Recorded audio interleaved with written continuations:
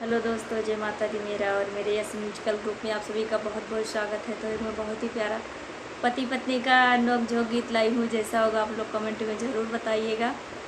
और जितने भी हमारे चैनल से जुड़े हैं सभी को तहे दिल से धन्यवाद है। सब लोग अपना ख्याल और अपने परिवार का ख्याल रखिएगा।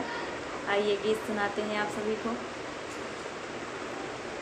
मोर बलमुआ हो गेहुआ कटाई लिया तो जा, मोर सजनवा हो गेहुआ कटाई लिया तो जा, मोर बलमुआ हो गेहुआ कटाई लिया तो जा। सास ससुर घर में झगड़ा करत हैं, सास ससुर घर में झगड़ा करत हैं, झगड़ा करत सैया झगड़ा करत हैं।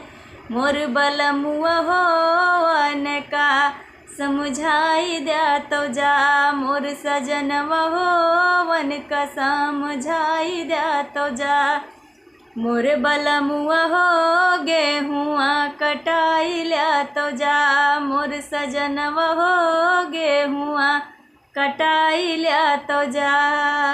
जेठ जेठानी घर में झगड़ा करत हैं, जेठ जेठानी घर में झगड़ा करत हैं, झगड़ा करत पिया झगड़ा करत हैं।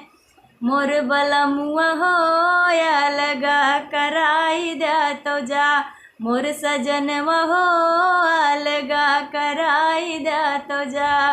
मोर बलमुआ हो गेहुआ कटाई दिया तो जा, मोर सजनवा हो गेहुआ कटाई लिया तो जा।